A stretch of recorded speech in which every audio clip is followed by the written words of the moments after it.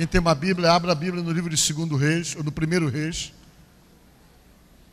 Hoje eu quero falar com vocês um assunto muito importante. De repente, hoje nós vamos descobrir aqui pessoas que têm chamado de Deus. Amém? 1 Reis, capítulo 19, versículo 19. 1 Reis 19, 19. Diz o seguinte: partiu, pois, Elias dali e achou a Eliseu, filho de Safate, que andava lavrando com 12 juntas de bois adiante dele, 24 bois. Ele estava com a 12ª, com a 22ª. Elias passou por ele e lançou seu manto sobre ele. Então deixou este os bois, correu após Elias e disse: deixa-me beijar a meu pai e a minha mãe, então te seguirei. Elias respondeu-lhe: vai e volta, pois já sabes o que fiz contigo. Voltou Eliseu de seguir a Elias, tomou a junta de bois e os imolou, e com os aparelhos dos bois cozeu as carnes e as deu ao povo e comeram. Então se dispôs e seguiu a Elias e o servia. Amém? Graças a Deus. Podemos assentar, irmãos. Irmãos, eu quero nesta noite conversar com vocês dentro da palavra de Deus, e quero falar com vocês sobre o chamado de Deus para as nossas vidas. Amém? Às vezes Deus nos chama para inúmeras funções que Ele possa precisar de você dentro da obra de Deus. Às vezes tem um chamado para ser pastor, tem um chamado para o ministério, tem um chamado para ser um diácono abençoado, tem um chamado para fazer coisas para Deus. Mas eu quero falar especificamente desta noite de um chamado para ser profeta, que é esse chamado que nós vamos comentar nesta noite. Amém? A Bíblia diz que existia um profeta poderoso que se chamava Elias. Esse Elias era um homem até certo ponto temperamental, um homem duro. Ele veio das montanhas de Gileade, uma região onde era produzido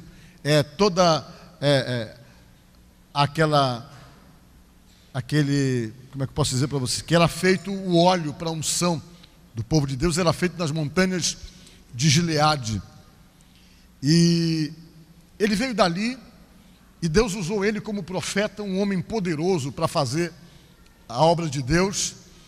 E no período de um rei muito injusto chamado Acabe, um rei que se apaixonou por uma mulher que não era judia, e a mulher conseguiu envolvê-lo de tal maneira que ele começou a romper com Deus, ele largou Deus, ele passou a adorar deuses estranhos por causa do amor dessa mulher. Ele se apaixonou pela mulher, e a mulher era mandona, a mulher era sargento, mandava nele, ele só fazia o que a mulher mandava, e ele praticamente colocou o reino em xeque diante de Deus. E Deus então começou a perceber que ele estava fazendo um monte de coisa errada, usou o profeta Elias para falar com ele e para inquiri-lo lá no seu trono, e disse: olha, Deus está chateado com você, e o que vai acontecer é que eu vou sumir, e quando eu sumir, fique sabendo que não vai chover sobre a terra durante o período em que eu estiver desaparecido. O rei não acreditou muito, e ele sumiu, e quando ele sumiu, mais de um ano a terra ficou completamente seca, não chovia. O rei ficou desesperado, procurando ele por todos os lugares, não conseguia achá-lo. Ele foi sustentado no ribeiro de Querite, diz a palavra de Deus, um ribeiro que não tinha secado água, e Deus mandava os corvos pegar comida para ele, e ele comia ali na beira do ribeiro. Depois a água secou, ele viajou para Serepta e encontrou uma viúva, a viúva de Serepta. E ele chegou já no limite, ele estava com fome, estava precisando se alimentar, e quando ele chegou na casa daquela viúva, a mulher estava magrinha, esquelética, subnutrida, esquálida. E quando ele viu aquela mulher, ele perguntou: mulher, tu tens alguma coisa para comer aí? Ela disse: não, homem de Deus, tu quer fazer eu me lembrar dos meus pecados? Eu estou somente pegando uns gravetos aqui para fazer a última refeição e esperar a morte. Ela disse: o que eu tenho em casa é somente um pouquinho de azeite e um pouquinho de farinha, é a única coisa que eu tenho. Vou comer depois que pegar esses gravetos para fazer o fogo, e vou eu e meu filho esperar morrer. E o profeta disse: pois é, então vai lá, pega desse azeite que você tem E esse pouquinho de farinha que você tem, você faz um bolo. E depois que você fizer o bolo, você traz primeiro para mim, aí depois tu come com o teu filho. Diga glória a Deus. Ousado ele, né? Você a pessoa tem só um pouquinho de azeite, só um pouquinho de farinha, chega um profeta e diz: faz o bolo do resto da farinha que tem aí e traz primeiro para mim, depois tu come com o teu filho. Se fosse comigo eu ia dizer: ah, mas é folgado, eu vou deixar de comer para dar para esse homem. Talvez muitos de nós diríamos isso. Só que ele detentia a bênção de Deus em suas mãos. Diga glória a Deus. A mulher acreditou, fez um bolinho, levou para ele, ele comeu, ficou saciado, agora pode dar para você e para o seu filho. E ela comeu. E sabe o que diz a Bíblia? Que Deus abençoou, que eles passaram meses comendo daquela farinha e daquele pouquinho de azeite da botija, que não se acabava, mas se multiplicava. Diga glória a Deus. E a Bíblia diz que ele ficou um período lá e, encurtando a história, ele voltou. Depois desse período de sequidão que procuraram ele, e ele voltou, e quando ele voltou, ele fez um desafio perante, não bem Acabe, mas diante da mulher de Acabe, uma mulher que se chamava Jezabel. E quando ele falou para Jezabel e falou para o Acabe, quando ele conversou, disse: olha, a questão é o seguinte, nós vamos ter que decidir essa questão hoje para ver quem é o Deus verdadeiro. Se é o Deus que nós cremos ou se é o Deus da tua mulher, o Baal. Porque todo mundo estava voltado para Baal, todo mundo seduzido pelo Deus Baal, que era o Deus da mulher do camarada lá, a mulher com quem ele se envolveu, que influenciou ele para se afastar da presença de Deus. Então o profeta disse: então vamos resolver isso agora, vamos ver qual é o Deus verdadeiro, vamos subir lá para o monte.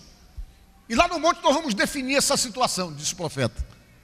Vamos chegar lá, armar a fogueira, armar o altar, e a exigência é essa: que ninguém coloque fogo no altar, mas que cada um deva pedir fogo ao seu Deus, que esse fogo desça dos céus para poder queimar o holocausto. Então vamos. E foram subir lá, o Monte Carmelo, e quando chegaram lá no alto do Monte Carmelo, eles fizeram um acerto: bem, agora primeiro vocês vão e clamem ao Deus de vocês. 450 sacerdotes do Deus falso chamado Baal estavam lá, todo paramentado, prepararam o altar, colocaram o animal sobre o altar e fizeram lá todo o ritual deles. E depois eles foram clamar aos seus deuses para pedir que mandassem fogo dos céus, e eles começaram a acompanhar, a rodear o altar dizendo: manda fogo, Baal, manda fogo, Baal, pedindo que o Deus deles mandasse fogo para queimar o holocausto. E eles começaram, as horas foram passando, e eles se cansando, se esgotando, pedindo para que o Deus deles mandasse fogo. E a Bíblia diz que o Elias do lado dizia a si mesmo: clame mais alto, quem sabe o Deus de vocês não está dormindo, quem sabe o Deus de vocês não saiu para fazer uma viagem, clame mais alto. E eles pegavam pilha com o profeta e começavam a rodar, e começaram a cortar o corpo, se mutilarem para chamar a atenção do Deus deles. E eles ficaram cansados, foi meio-dia lutando para que o fogo viesse, caísse dos céus, e a Bíblia diz que não aconteceu nada. Se esgotaram. Chegou a vez do Elias. O Elias pegou as 12 pedras que representavam as 12 tribos de Judá, que estavam abandonadas, ninguém fazia mais sacrifícios para Deus.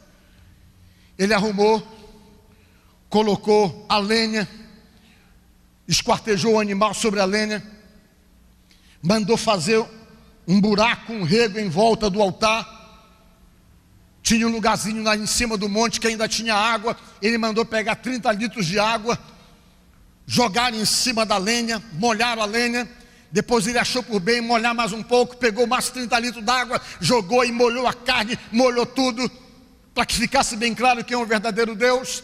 E depois então que ele fez isso, ele levantou a voz para o alto e clamou ao Todo-Poderoso, dizendo: Deus de Abraão, de Isaque, de Jacó, que fique hoje claro que tu és o único e verdadeiro Deus. Ele disse assim: e manda, Senhor, fogo dos céus. Ele disse assim. Olha, a Bíblia conta que quando ele levantou a voz e pediu que Deus mandasse fogo, uma bola de fogo apareceu do céu, e veio e queimou o holocausto, lambeu a água que estava em volta no rego. E o povo, quando viu aquela manifestação de poder, o povo jogou o rosto em terra e começaram a gritar: só o Senhor é Deus verdadeiro, só o Senhor é Deus verdadeiro, só o Senhor é Deus verdadeiro. E sabe o que aconteceu, que diz a Bíblia? O próprio povo se revoltou, que naquela época era olho por olho, dente por dente. Mataram os 450 profetas de Baal. Foi uma carnificina. Depois que terminou tudo, que todo mundo desceu, Elias: agora eu preciso orar para que a chuva volte. Depois de mais de um ano sem chover, a chuva precisa cair novamente. Ele foi para a beira de uma montanha, no penhasco, colocou a cabeça entre as pernas e começou a falar com Deus: Senhor, manda a chuva. O céu estava azul, estava limpo, não tinha nada no céu, estava totalmente claro, sem nenhuma nuvem. Ele orou a primeira vez, orou a segunda, orou a terceira, orou a quarta vez e nada, orou a quinta vez e nada acontecia.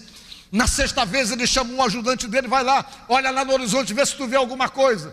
O garoto veio e disse: olha, o que eu estou vendo, profeta, é uma nuvenzinha tão pequena, do tamanho de uma mão assim. Ele disse: é mesmo? Então manda o rei Acabe correr para a cidade, que ficava a 25 quilômetros, porque vai chover. E ele dobrou o joelho pela 7ª vez e começou a falar com Deus pela 7ª vez. Quando ele acabou aquela oração, caiu um temporal, meu irmão.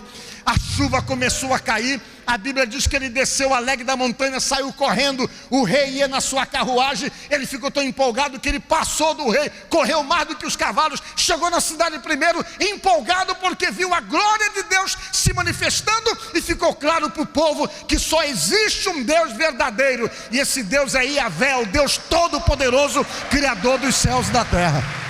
Louvado seja Deus. Mas aí ele foi para lá, talvez ele foi para uma pousada lá, um lugarzinho, um hotelzinho. Alguém chegou e disse: Jezabel, o que é? Sabe aquele profeta aí? Sim, o que foi que houve? Jezabel, ele detonou com os teus sacerdotes lá em cima daquela montanha. Ela disse: o que? Foi. Ele acabou com tudo. Ele foi lá, Deus mandou fogo do céu, ele fez chover, mataram os teus sacerdotes, os teus falsos profetas. Ela disse: o que? Foi. E a mulher era atrevida, ela era atrevida. Ela mandou um recado: vai lá e diz para esse profetinho que eu quero apostar se amanhã no mesmo horário ele não vai estar morto também, porque eu vou matar ele. E alguém disse: olha, Jezabel mandou dizer que vai te matar. Meu irmão, deu um medo nele. Dá para a gente entender a cabeça do ser humano. O camarada fez cair fogo dos céus. E quando a mulher mandou uma palavra ameaçadora para ele, ele se apavorou: vou ter que ir embora, que essa mulher vai me matar, ela é perigosa. Largou o ajudante dele num canto e vazou, foi embora, sem rumo. Caiu em depressão. Vocês acreditam que o profeta caiu em depressão? Ficou deprimido, angustiado, com medo de uma mulher. Andou, parou no lugar: Senhor, me mata, eu quero morrer, porque só eu sobrei dos teus profetas, e agora a mulher quer matar eu também, me mata, tira a minha vida, que eu não estou aguentando essa pressão. E ficou reclamando. Deus cuidou dele, deu comida para ele, numa caminhada. Ele já tinha andado 160 quilômetros, fugindo, sem rumo. E de repente Deus fortaleceu ele totalmente deprimido para baixo, e ele começou a caminhar. Andou 450 quilômetros mais ou menos, em direção do Monte Horebe, para falar com Deus, deprimido, abalado, abatido, angustiado, sem força, se sentindo sem condições. E quando ele chegou no Monte Horebe, ele foi para uma caverna, totalmente deprimido, cobrindo o rosto, procurando escuridão, que é uma das ações geralmente tomadas por aqueles que estão em depressão, querem o escuro, querem ficar isolado. Era isso que ele estava. Caiu em depressão por causa do medo que ele estava tendo de uma mulher chamada Jezabel. E quando ele está lá na caverna, no alto da montanha, deu um tremor de terra, deu um vento violento. Deus começou a abalar o ambiente. Deus vai falar comigo, Deus vai falar comigo. Deus não falou. Deus quer dizer para ele que às vezes ele fala, não é no barulho, mas é na calma e no silêncio que ele costuma conversar conosco também. Diga glória a Deus. E quando tudo ficou calmo, quando tudo ficou tranquilo, Deus perguntou: o que é que tu está fazendo aqui, Elias? que não é teu lugar, tu é um profeta. Senhor, mataram todos os teus profetas, só sobrou eu, agora estão querendo matar a mim também. Se colocando de grande, como se só ele fosse o camarada forte. Eu disse, deixa de ser bobo. Você não está sozinho, não.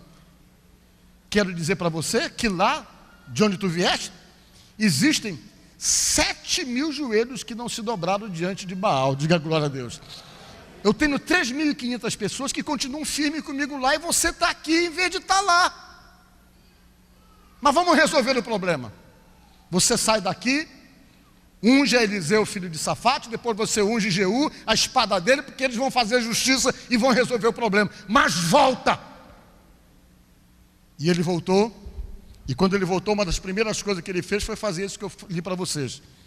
Ele foi procurar um rapaz que morava numa zona rural, um fazendeiro, um rapaz que tinha uma condição financeira muito elevada, o poder aquisitivo dele era alto, ele era próspero, ele era um fazendeiro, tinha 24 bois, e esse rapaz se chamava Eliseu, e quando ele encontrou o Eliseu, ele pegou a capa dele que ele usava, o Elias, ele usava aquela capa, e aquela capa as pessoas tinham como o poder do profeta, e ele chegou lá e encontrou o Eliseu arando a terra com os bois, arrumando a terra para plantar.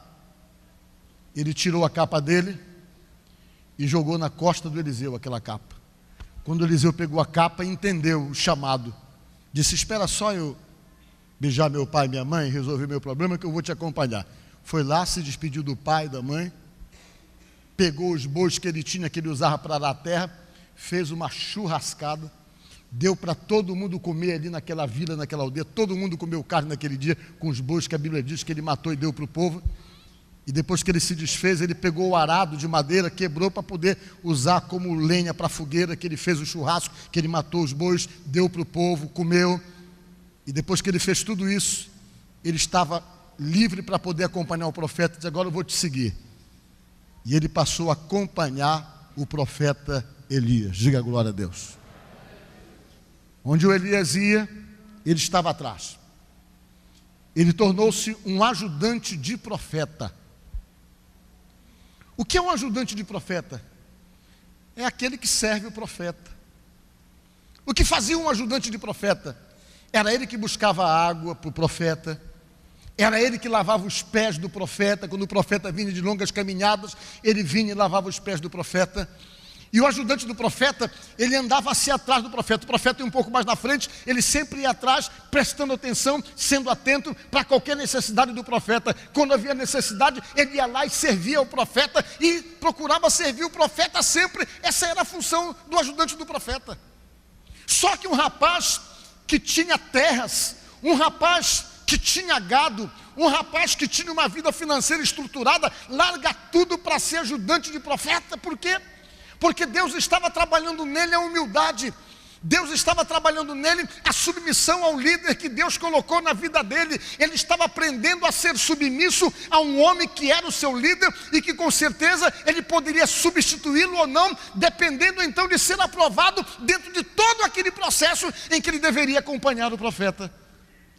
E diz a palavra de Deus que ele ficou, foram 10 anos, acompanhando o profeta, servindo o profeta, atendendo o profeta. E depois de um determinado tempo, Deus falou com o profeta Elias e disse, Elias, eu vou te levar para os céus. Eu vou levar você, diz a palavra de Deus, que Deus falou com ele. E eu quero que você saiba então que o seu substituto pode ser o Eliseu. E diz a palavra de Deus que o Elias ficou nessa espera. Quando foi um dia, diz a palavra de Deus, que chegou a hora de Deus levar para o céu o profeta Elias. E diz a palavra de Deus que Deus simplesmente falou com Elias, e o Elias naquele dia resolveu dar férias para o Eliseu, depois de tantos anos o Eliseu servindo.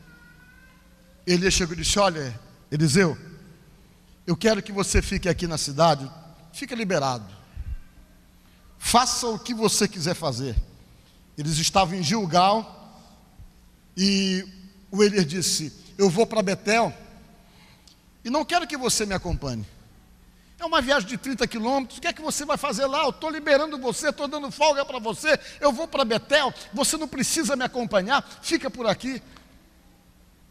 Você está liberado, você não precisa ir comigo. Depois desses anos todos, eu estou dando folga para você, porque eu tenho que dar uma chegada até Betel. O Eliseu disse: não, assim como vive o Senhor e como vive a tua alma, eu não te deixarei. E eles foram juntos para Betel, caminharam 30 quilômetros. Quando chegou em Betel, o Elias disse assim: olha, agora aqui em Betel você vai ficar, Eliseu, porque eu estou indo para Jericó, que ficava a 20 quilômetros. Você não precisa estar comigo essa caminhada de 20 quilômetros até Jericó. Fica por aqui, eu estou liberando você, você não precisa me acompanhar. O Eliseu: não, assim como vive o Senhor e como vive a tua alma, eu não te deixarei, eu vou te acompanhar. E fizeram aquela pernada de 20 quilômetros até Jericó. Quando chegou em Jericó, o Elias disse: mas agora aqui em Jericó você vai ficar, Eliseu. Sabe por quê? Porque eu tenho que ir até o Jordão agora. E fica a 10 quilômetros daqui. Você não é obrigado a ir comigo até o Jordão. Fica, eu libero você. Ele: não, eu vou contigo. Eu não vou sair de perto do Senhor. Até que eles foram juntos, o Elias não teve como se livrar dele. Quando chegaram lá no Jordão, o Elias precisava passar por outro lado do rio Jordão. A Bíblia diz que ele pegou a capa dele, feriu as águas. Quando ele feriu as águas, a Bíblia diz que as águas se separaram e eles passaram com os pés a secos para o outro lado do rio. Quando eles passaram com os pés a seco para o outro lado do rio, o Elias disse para Eliseu: tu já sabes o que é que vai acontecer comigo, não sabes? Ele disse: eu sei que Deus vai levar você. Ele disse: pois é, então me faça um pedido. Você me serviu há tanto tempo você está comigo, de repente você tem um pedido para fazer. O Elias imaginava talvez que ele ia pedir a capa dele, a roupa dele, que era uma roupa de couro de cabra, um negócio bonito, um negócio chique, fecho. Ele vai pedir a minha capa. Ele disse: pois é, me faz um pedido, o que é que você quer que eu faça por você? Qual é o seu pedido? O Eliseu olhou para ele e disse: olha, o que eu quero pedir para o senhor é que a mesma unção que age no Senhor, eu quero que o mesmo poder de Deus que age na sua vida venha agir na minha 4 vezes mais. O que eu quero é o seu poder, a sua unção, o poder do Espírito que age no Senhor. O Elias olhou e disse: mas você fez um pedido muito difícil. Sabe por quê? Porque não compete a mim dar esse poder para você, não compete a mim dar essa unção para você, dar esse poder do Espírito agindo em você. Mas vamos fazer um acordo?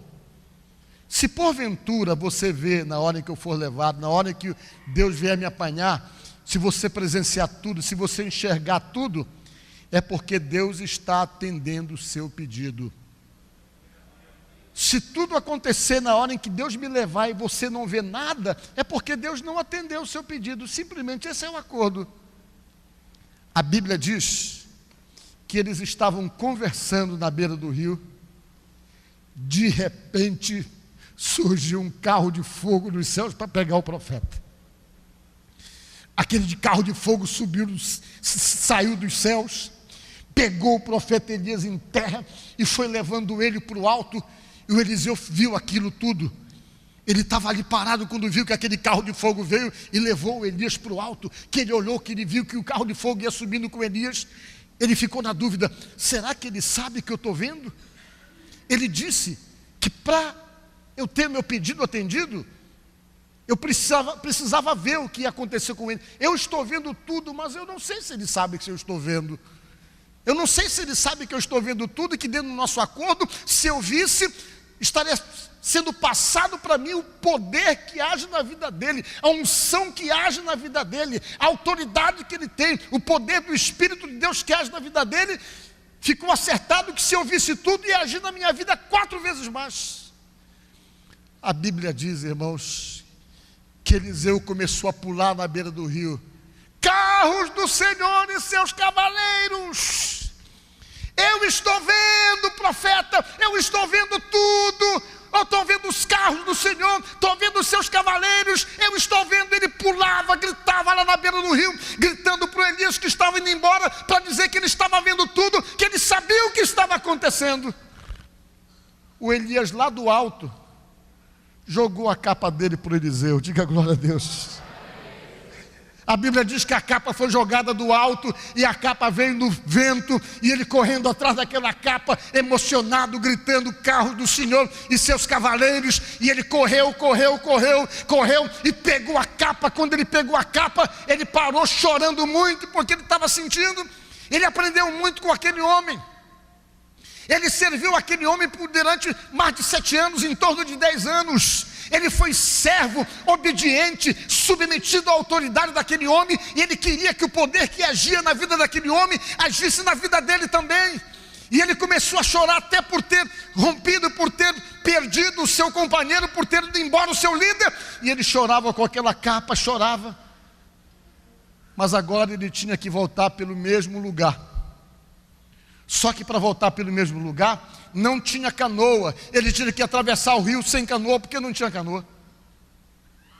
A Bíblia diz que ele parou, pegou aquela capa do Elias, chegou na beira do rio Jordão, e diz a Bíblia que ele, um pouco inseguro, com certeza, pegou a capa, bateu na beira da água e gritou assim: onde é que está o Deus de Elias? E bateu com a capa na água.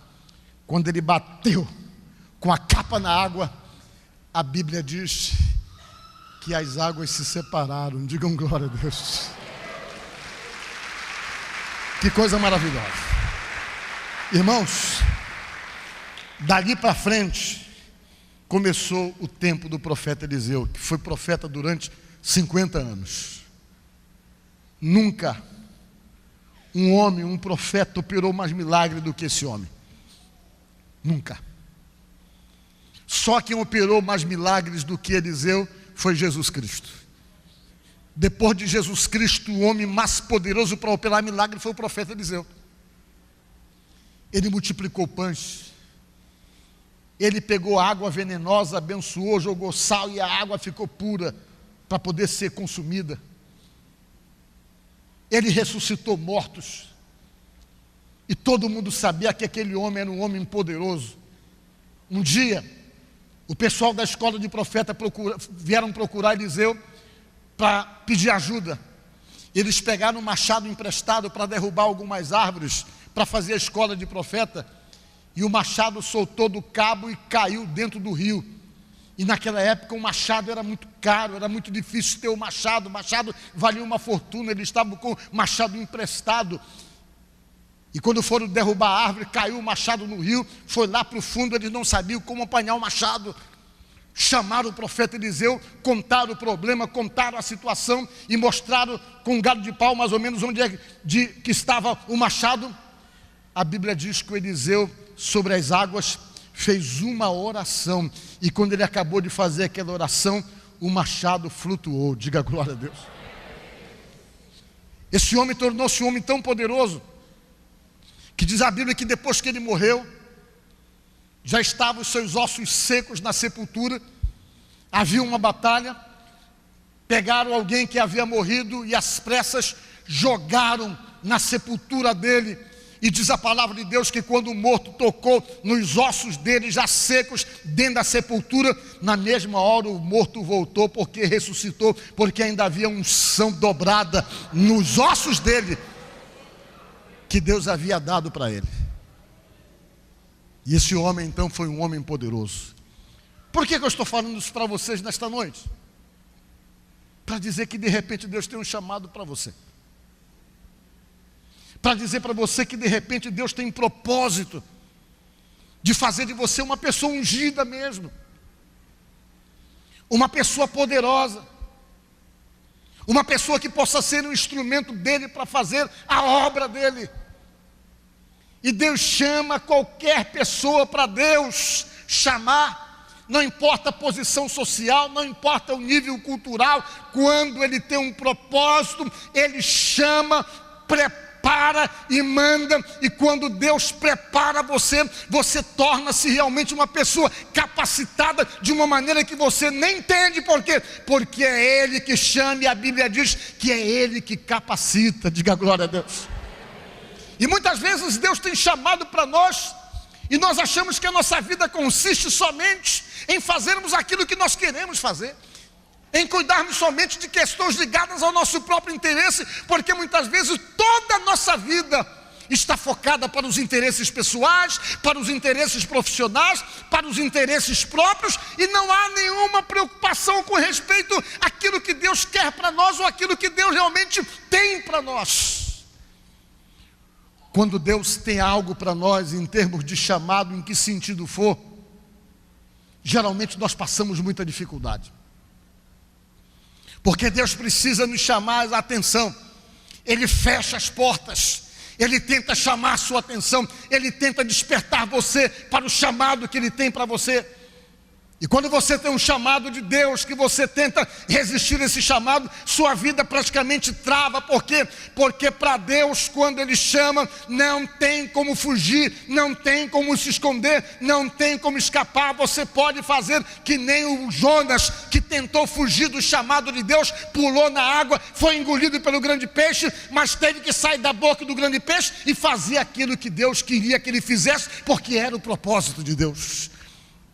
Então Deus estabelece chamados para o seu povo, e na medida em que nós vamos nos dedicando, nos envolvendo e nos relacionando com Ele, Ele vai mostrando qual é a sua real vontade com respeito ao seu chamado para nós. Você não está aqui por acaso, você não é de uma igreja por acaso, você não está aqui num domingo desses simplesmente por estar. Você está aqui porque Deus te trouxe, porque Deus tem propósito com a tua vida, porque Deus quer fazer muito além daquilo que você pede ou daquilo que você imagina. Porque os propósitos de Deus são grandiosos, vão além daquilo que pensamos ou imaginamos. Eu sou pastor há 35 anos.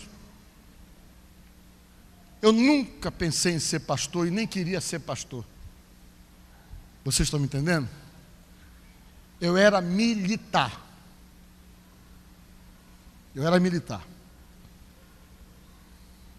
E um dia Deus me chamou. Eu demorei para poder aceitar isso, porque eu achava que isso podia ser para todo mundo, menos para mim. Sabem por quê? Porque eu não sabia falar. Eu era sem controle das minhas palavras, eu falava ruim, falava de uma forma que não era legível. E quando falava muito rápido, que eu metralhava tudo, as pessoas tinham dificuldade para me entender quando eu falava. Mas Deus me chamou. E no dia que Deus me chamou, foi um dia que eu ouvi uma pregação sobre essa que eu estou falando para vocês. Eu estava na igreja e alguém falou sobre o chamado de Deus. E quando essa pessoa pregou sobre o chamado, eu fiquei muito incomodado. Eu chorei o culto todo nesse dia, irmãos. Eu não conseguia ficar parado, eu chorava, eu não sabia por que estava chorando, porque me incomodava. Eu fui para minha casa, me tranquei no quarto e disse: meu Deus, Tu tens um plano comigo, Deus. E fiquei naquela agonia. Eu era militar e minha mãe dependia de mim para poder sobreviver, que eu não tenho meu pai desde os 6 anos de idade. E Deus me incomodando, eu comecei a orar. Comecei uma oração 10 da noite. E eu era meio exigente, radical, eu queria ouvir uma voz, eu queria que Deus falasse comigo e dissesse: Paulo, eu estou escolhendo você para ser servo meu, para pregar, para ser um evangelista, para ser um pregador. Eu queria que Deus falasse para mim, eu queria ouvir uma voz. Eu fiquei orando de 10 até 5 horas da manhã querendo ouvir uma voz. E Deus não falou. E eu disse: Deus, tem uma forma que Tu falas com a gente, é através da Tua palavra. Eu falei para Deus. E já era 5:30 da manhã, o galo cantando, eu desde as 10 da noite, trancado, querendo ouvir uma voz. Era mais ou menos 5:30 da manhã, o galo cantava na casa do vizinho, E eu aqui em luta no quarto, Senhor, fala comigo, eu vou abrir essa palavra uma vez só, disse para Deus. Vou abrir essa Bíblia uma vez só, e vou com os olhos fechados depois que abrir, olhando para cima, colocar meu dedo no versículo, e eu quero que esse versículo seja claro, porque se for claro para mim, eu vou entender que tu está falando comigo. Amanhã mesmo, eu vou lá para o navio onde eu sirvo, e vou pedir minha baixa. Falei para Deus. E eu orei, abri a Bíblia, coloquei o dedo no verso para ver onde é que ia cair. Não faça sempre isso. No meu caso, Deus precisou fazer isso, que eu queria ter certeza das coisas. E quando eu abri os olhos para ler o versículo que caiu em Romanos, capítulo 1, versículo 1. Sabe o que é que está escrito lá? Vou dizer para vocês. Paulo, servo de Jesus Cristo, separado para o Evangelho de Deus. Oh, coisa maravilhosa, né?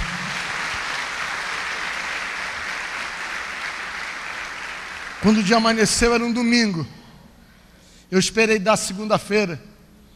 Cheguei na corveta que eu trabalhava. Corveta Iguatemi, onde eu já trabalhava há 2 anos, que eu era militar nessa corveta.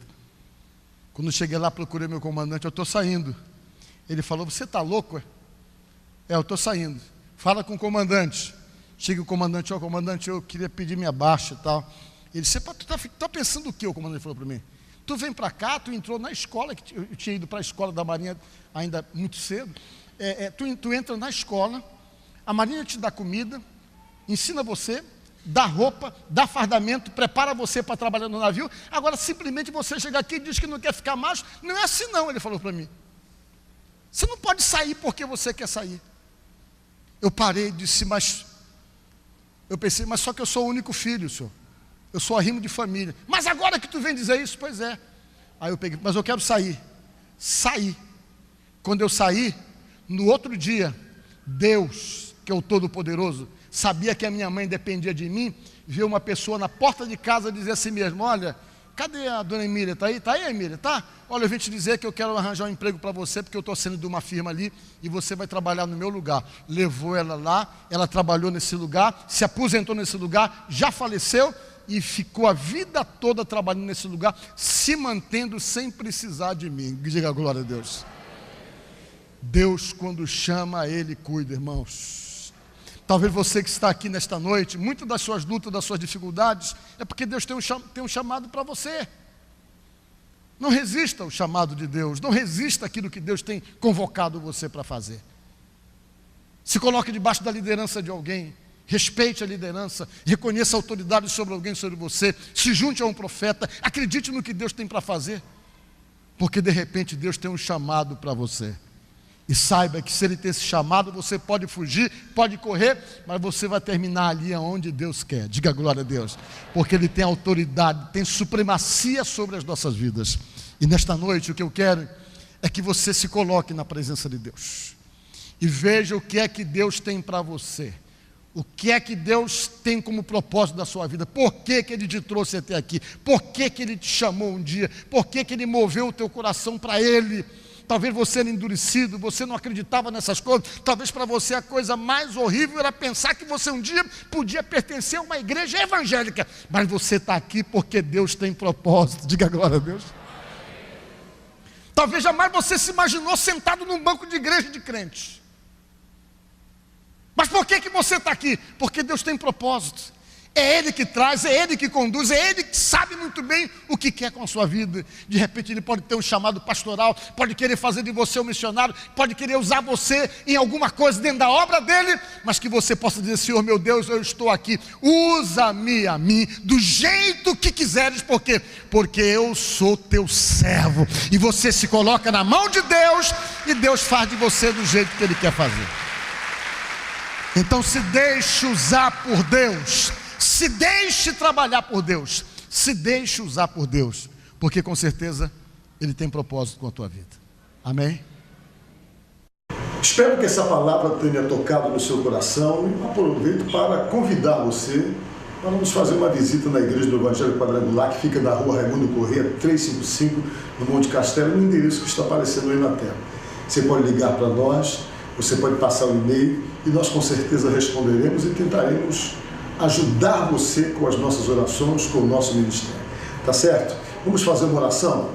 Senhor, nosso Deus e nosso Pai, no nome de nosso Senhor Jesus Cristo, eu oro por cada pessoa que nos assiste neste momento.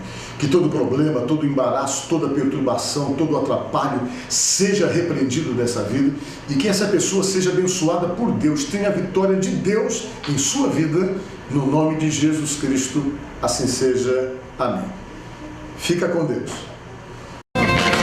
Eu te agradeço, Deus, por se lembrar de mim e pelo teu favor, o que me faz crescer. Eu vivo pela fé e não vacilo. Eu não paro, não desisto.